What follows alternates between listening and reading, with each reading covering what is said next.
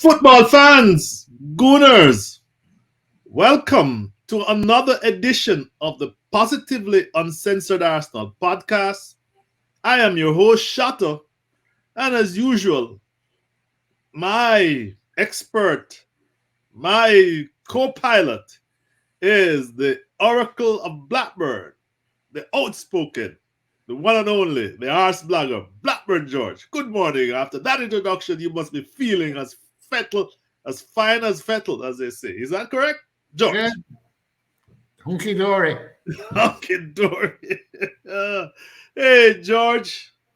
My humorous introduction belies my concern about the result at Southampton yesterday, George.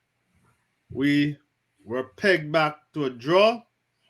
We remain on top of the league with 28 points. But I can hear the thundering hoofs of Manchester City behind us. That was a setback, wasn't it, George? Yeah, it was a setback. I wouldn't worry too much about Manchester City being behind us. They won't be for long. We know your proclivity. Go ahead. Top four is our priority. You know, it's nice to dream about winning the league. And I feel a bit like one of those old DJs, Alan Freeman it was, who used to come on and say, I'm still number one, top of the pops. Yes. And we're still number one, top of the league. And a good part of the season gone, you know. Yes. Third of the season. It's all good. 11 games, I think. Yeah, you can't win every game. Mm-hmm. I think we've got to say there's three things happened yesterday. One is we played very well in the first half and squandered chances and should have won it in the first half. So that was sort of down to us. Second half, we played bloody awful, really poor. That was definitely down to us. And thirdly, despite all that, without the referee being totally incompetent, we'd have won that game comfortably. So when three things affect you, the result, and you still get a draw away from home, I don't think we can cry too much. So George, what do you put it down to? Twitter, it's all the referee. You put it down to us, the referee, or Southampton? All three. Not so much Southampton. I don't think they did anything. We just dropped off so much in the second half that they came back into it. They put it down to a change in shape, going to three at the back. Yes, I thought that was an important move because they were being ripped apart in the first. They were being ripped apart, but they were being ripped apart by our energy and quick passing. All that stopped, and the system didn't stop that. We stopped doing it. Let's be honest. We dropped off a cliff. I mean, second half we were really poor. And you can look at the reasons. Did we play too much? Are we tired? I mean, I saw this. I tweeted yesterday that I thought Partey was. I was watching him in the first half, and I thought, I might have got this guy wrong here. He might be better than I thought he was. He might be a good player after all. And then in the second half, he was absolutely shocking. And I tweeted out that he'd had a bad half, second half, and somebody put that, he's tired. Fucking hell. What the fuck are you talking about? He played, 20 minutes? Against PSV? Against PSV. So in a week, he's played 20 minutes and he's fucking tired. Give me a break. You begin to sound like Mikel Arteta. He was raging about players. It was like top players played 60 to 70 games a season. These guys want to, beg off on a midweek game. If you'd have said Granit Xhaka or Saka was tired, I'll go along with that. Maybe they're exhausted, although you wouldn't know Granit Xhaka was tired. He looks freshest of the bunch. But Thomas Partey, tired after 20 minutes? Fuck off. He was very poor, as were a few of them. Not fair to pick him out. Well, I thought the midfield apart from Sorry, go ahead, George. Sorry, I thought Ben White and Xhaka were at the standard. Everybody else, I thought were subpar, and some more subpar than others. I thought Thomas Partey was terrible. I thought Xhaka was ineffective after the first few minutes. He lets himself get surrounded by players now. I don't know what it is with him and Martinelli, but they seem to be trying to dribble a lot more than they were a few weeks ago, and it's not as effective. I don't like this obsession with dribbling. The way to play football is to pass the ball, pass and move, pass and move. You can consistently do that. You can't consistently dribble past people. Nobody can. Not even Lionel Messi can do it consistently. So I thought they were a bit ineffective. Jesus had a fucking stinker, let's be honest. He was popping up. He was behind the midfield half the time, dropping that deep to pick the ball up, which means you have no presence. He goes on these lovely, mazy runs that look absolutely fantastic, but end up with absolutely nothing. He got clean through. Mm-hmm. Early in the first half. Some big fucking lump caught up to him. I thought he was supposed to be quick. Some big lump caught up to him, and he put the ball where he could. It was. Oh, you mean that breakaway in the second? Yeah. Yeah. I mean, he missed a good few chances. Well, we know he's not Haaland or Henry or Van Nistelrooy. He's not a prolific scorer, but you've got to be putting some of those chances away. So he had a bit of a poor game. So that was the front line. All of them had an off day, but even on an off day, we still got a draw with a referee against us. So, yeah. George, before we go into much of that, I like to share statistics with the audience, as you know.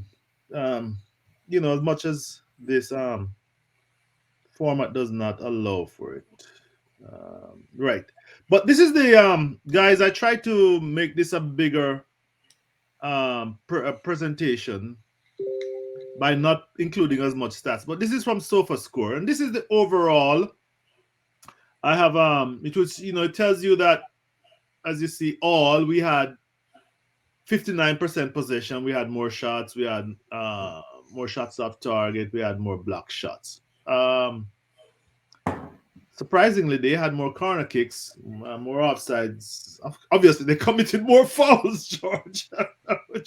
The guy's Jones. For some reason, he missed them. We'll come back to that. What I really want to share with the audience, though, is how these statistics, you see this, as I said, if you don't see the first and the second half, then you're missing a bit of the story. So, George, this is the first half. Audience, this is the first half. And it shows that we were all over them, 60 to 40% possession. Obviously, this is what George spoke about. And then, George, audience, one last one, the second half from SofaScore. It's not my doing. Let's just give me a second. And you will see what George said, that we lost the initiative to them in the second half. Here is the statistics again. Their possession went up, not by much, but they had more shots. They had more shots on target. They had more corner kicks in that second half. They were all over us. And if you go dig deeper in the stats, we had more clearances, and they were all the stats that show. In America, they call them hustle stats, which were meaning they were hustling us off the ball. Any thoughts on that, George? Additional input on what I've just shared with you. Yeah, well, first of all, I didn't need the stats to tell me that, because it was obvious. I think we did, after they scored, we did rally a little bit and came back into it for 5-10 minutes. Yes. Sort of got on top again, but dropped off when he made the substitutions, which I have to say I struggle to understand. But I'm not going to be terribly critical of his substitutions. Yes, getting them right most of the time. Uh, but we just couldn't. Remember last week I said about Leeds, we lost composure. Yes. We couldn't keep the ball. Mhm. It happened again.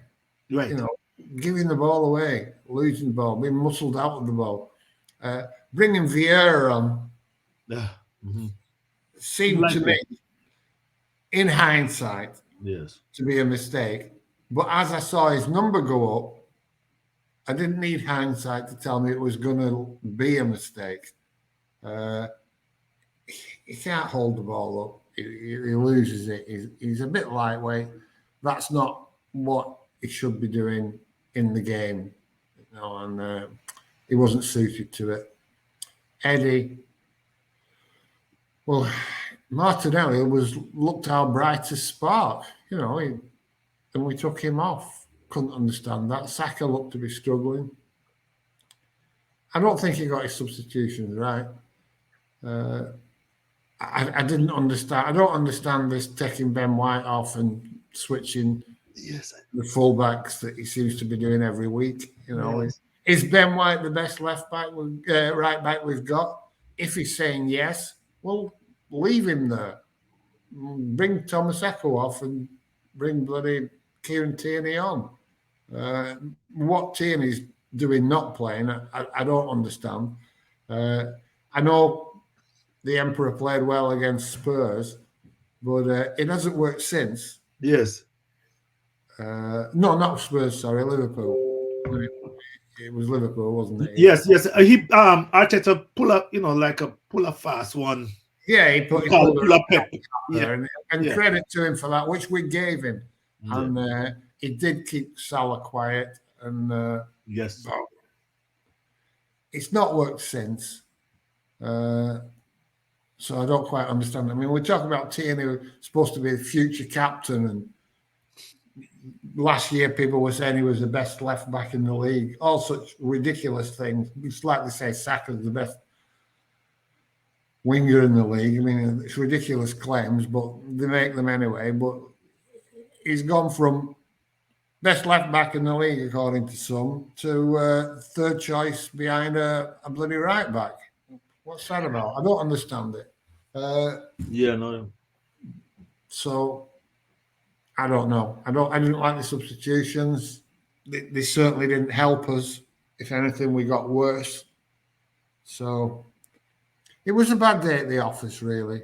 But I'll say again, despite that, the referee was shocking. Shocking. Well, George, I want to say that first of all, the broadcasters didn't show a lot of the incidents in the penalty area. The one that struck me was his call, the yellow card against Saka. Because that was the guy got. Yeah, I mean, and I tweeted, what happened to a player having the right to going down under the challenge? He was challenged. He turned around and gave him a yellow card. He was. Personally, he did a bit of a Vardy for me and kicked into him. Yes.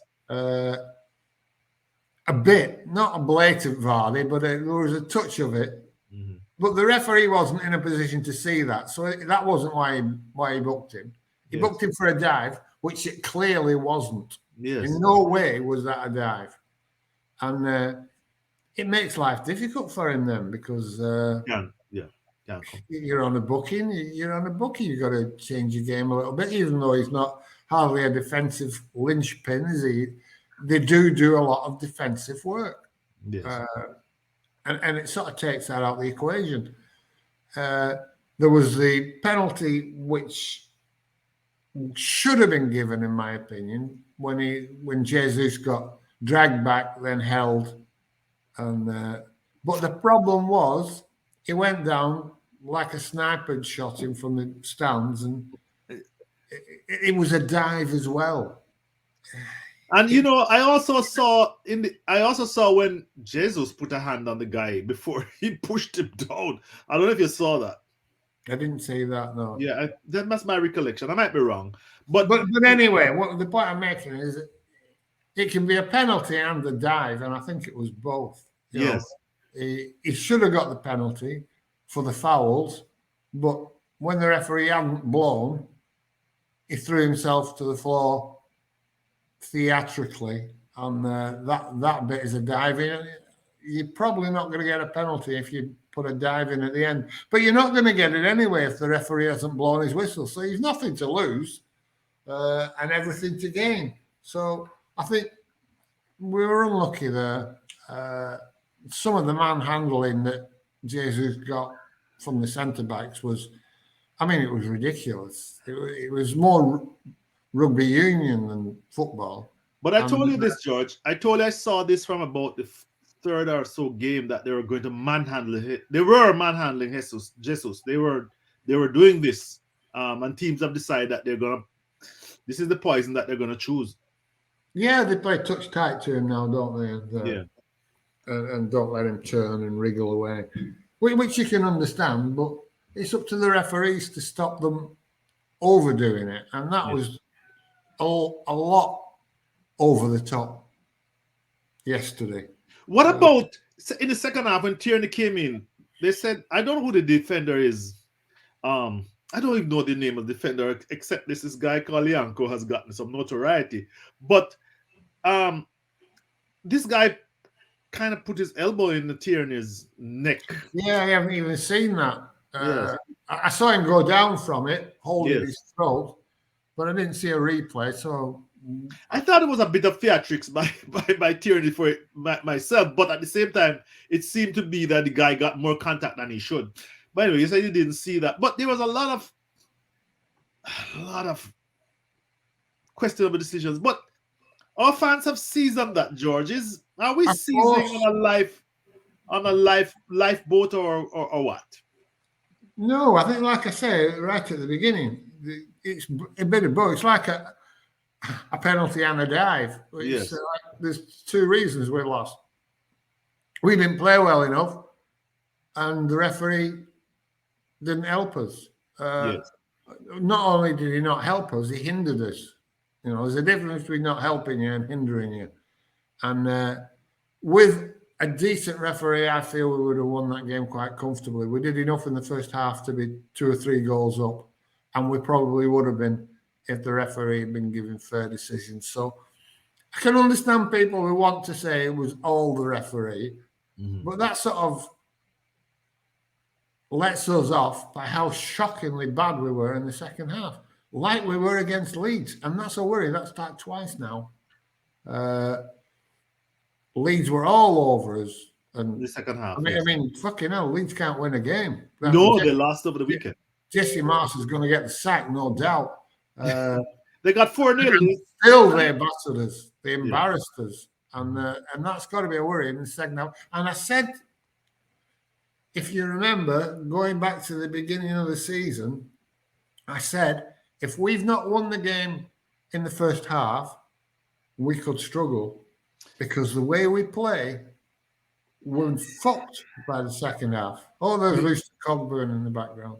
Yes. Well, people know that, yes.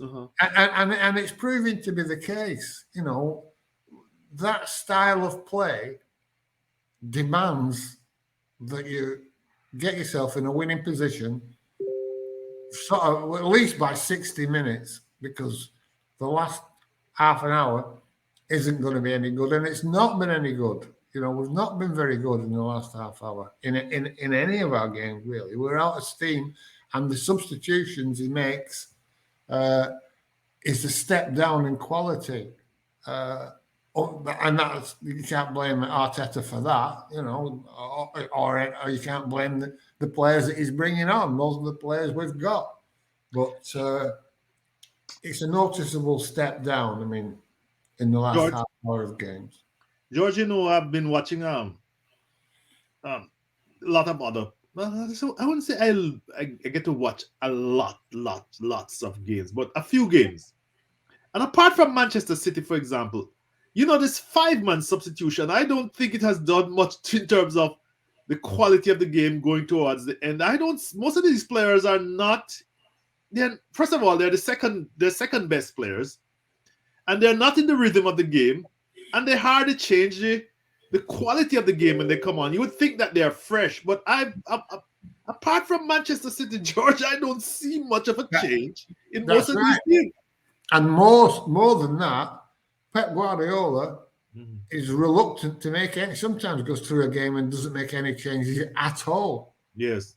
So as not to upset the rhythm of the game.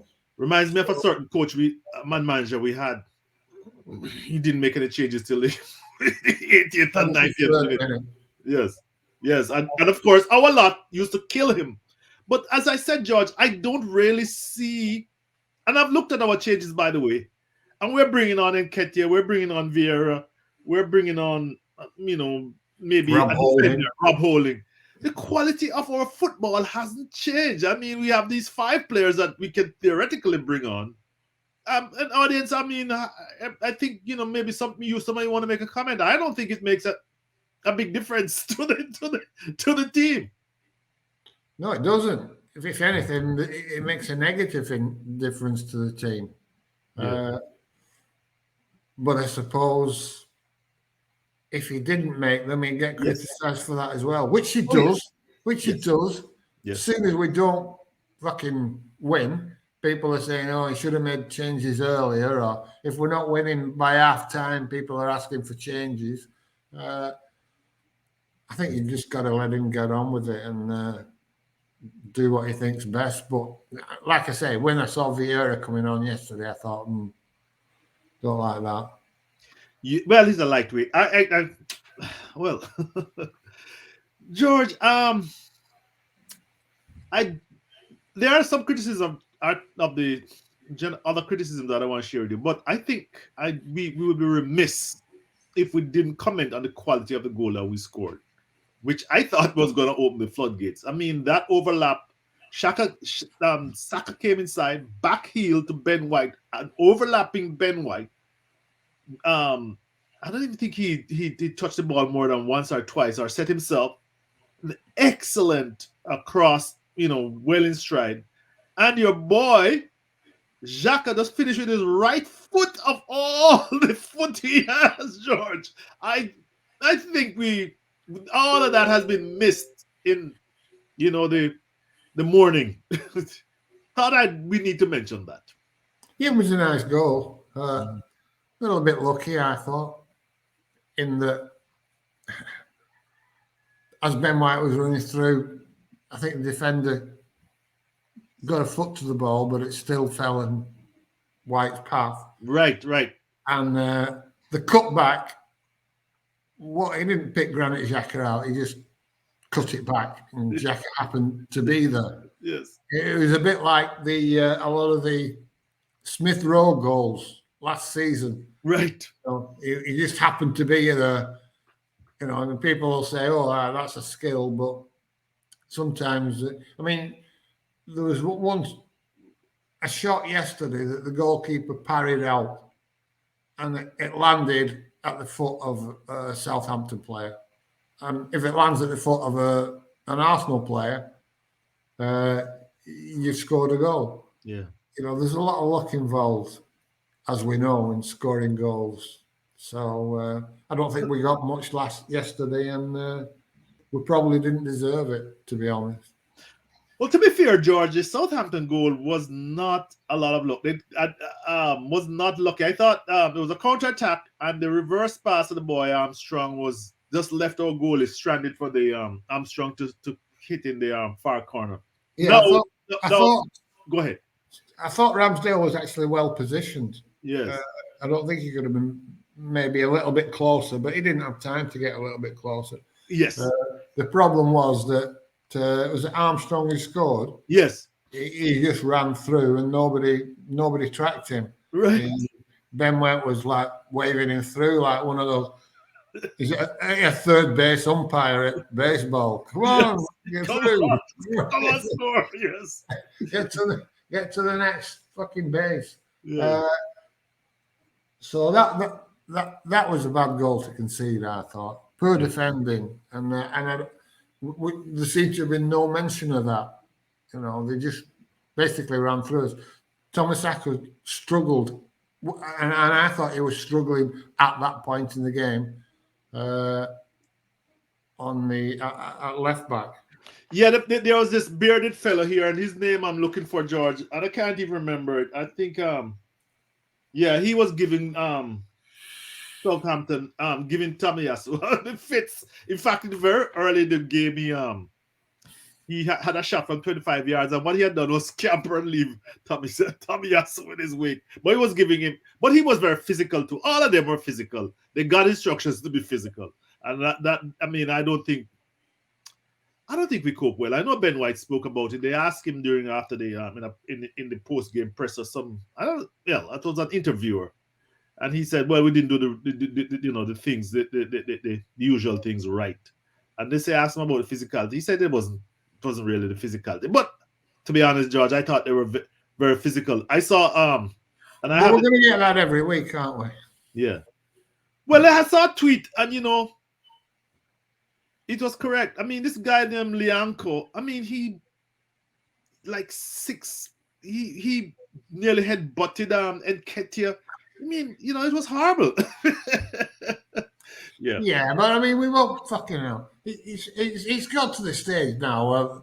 We're screaming for red cards if they look at them with anger in their eyes.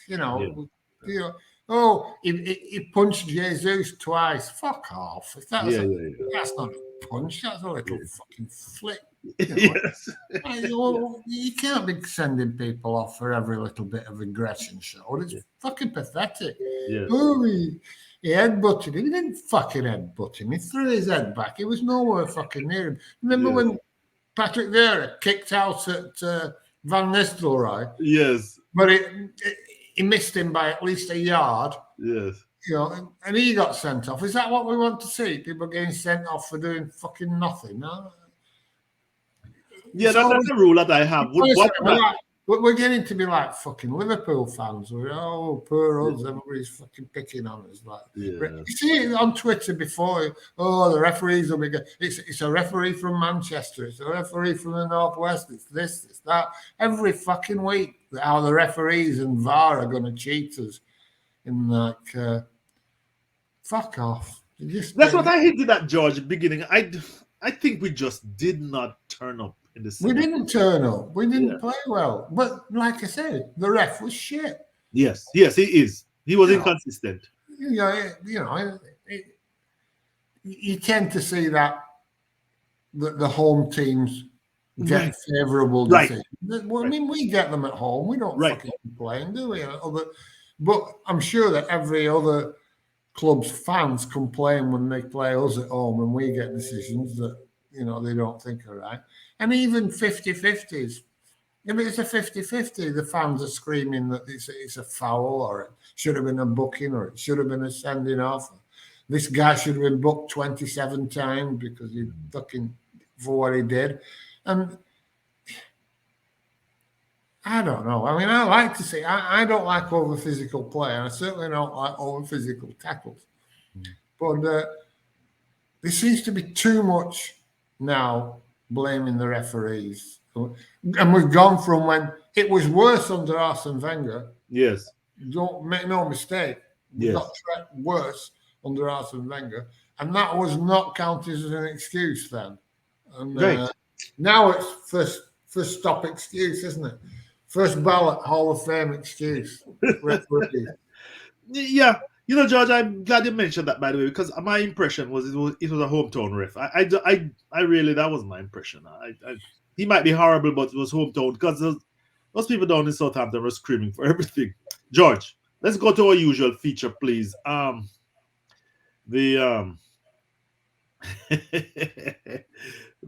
love I want your comments on who scored. Maybe there this time. And by the way, guys, I do who scored because it's easier to get their graphic.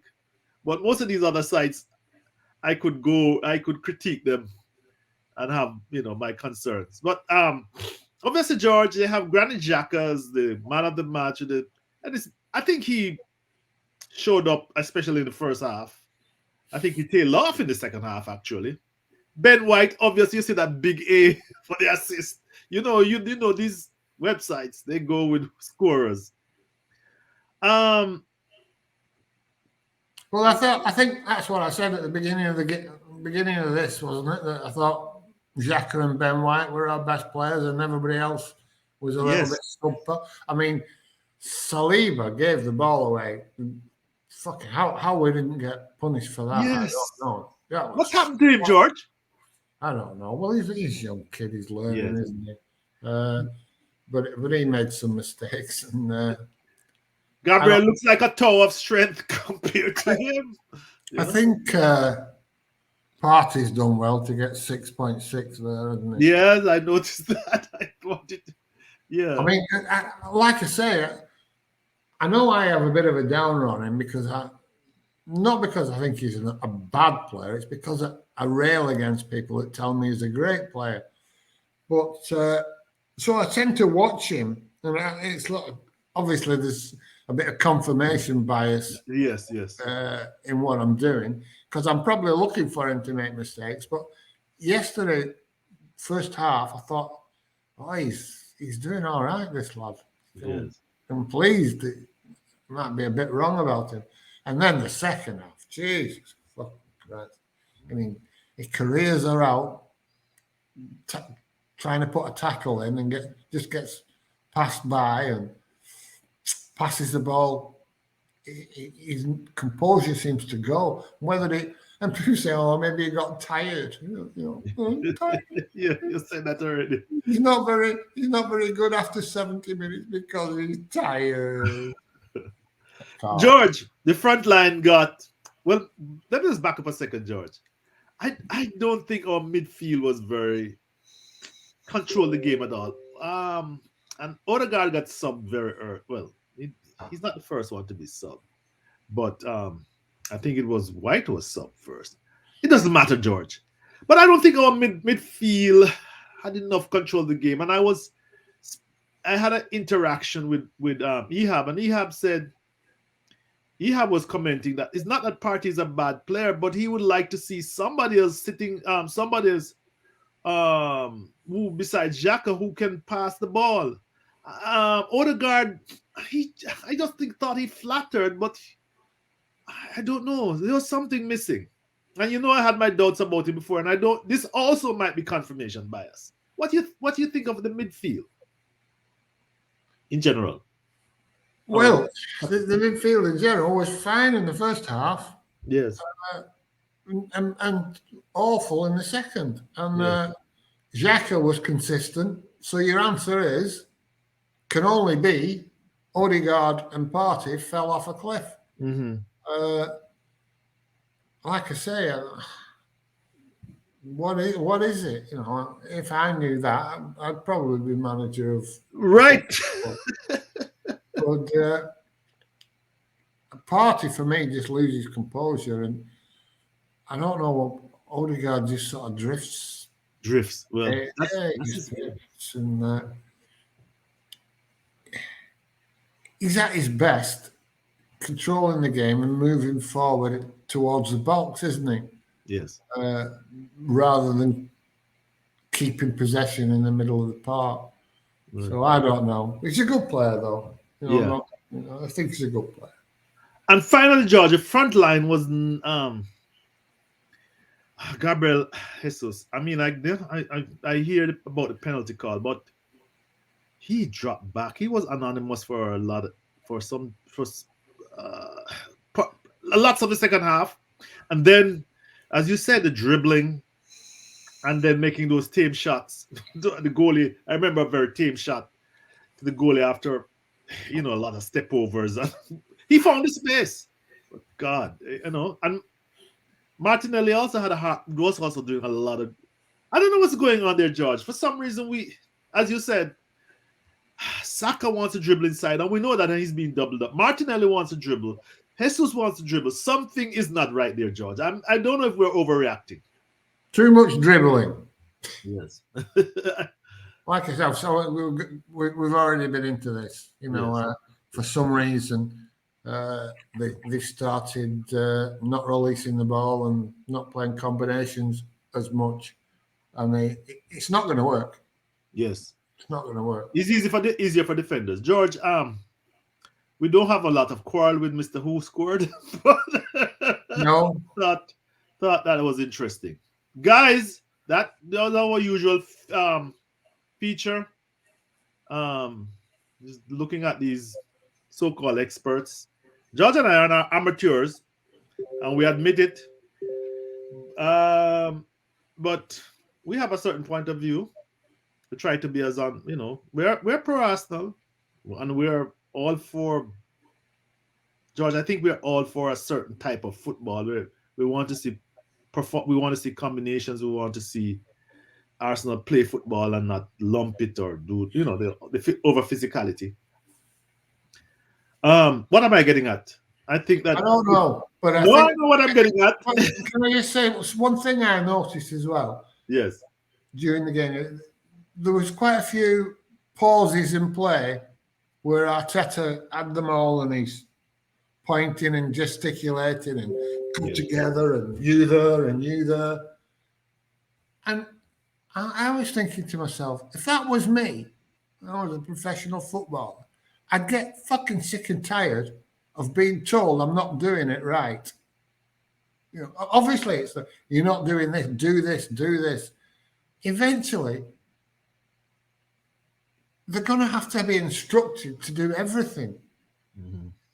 There doesn't seem to be. Yesterday, when things started going wrong, somebody on the pitch should have been able to change something. Mm-hmm. And they don't. They wait for him to give instructions and make substitutions to change it. And it doesn't fucking work. I think going forward, we have to give the players more responsibility. And this micromanagement, in the long term, I don't think it'll be effective. But it's been effective up to now. It's hard to criticise. It's like, oh, you've been waiting to have a pop at him. But this way of micromanaging, for me, can't work in the long term. You have to give the players responsibility for what's going on in the pitch and to make adjustments as they're happening in real time, not 5 minutes later at the next fucking drinks break. It's not bloody basketball where you can call a timeout and get them all over and reorganize. Yeah. There are no times now. He's making the most of them. These water breaks or whatever they're having a water break in a fucking thunderstorm form. I don't know. But yes. Good point. Yeah. Anyway, George, Nottingham Forest, I think, is coming up next. And then, right? George was a shocker against Liverpool, by the way. Liverpool were poor and should still have easily won that game. Yes, I know. I'm not worrying about Nottingham Forest because they happen to pull off a win against Liverpool, who haven't won away from home yet this season. Well, they're coming to our place, and I think we should win that. Yeah. Fans, audience, we burst through the 600 and something, I think, in my latest count, viewers. That's a record for us by any stretch. We probably had no more than 300 at George before this. We don't know what we are doing. We don't know what we've been doing different. I don't know what I'm doing, that's for sure. I don't know what I'm doing. But we want to thank you. We want to think that we have been consistent. That was all I was saying. I was trying to say before George that people know that we want a certain kind of standard of football. We want to see more subscribers and we want to see your comments. So please, George, anything you want to add? No, like, subscribe, and comment. It obviously helps with whatever we're trying to do. Well, the numbers and the subscribers in particular, Guardians, helps with the algorithms. So we thank you. We want to hope that this will continue. That was not just a flash in the pan. We'll be back to 25 this week. Pardon me, George? We'll be back to having about 25. Yes, and our critics will have fun assailing us. All right, guys. Thank you very much. Thanks again, George. Bye. The Arsenal. Yeah, up the Arsenal. Bye.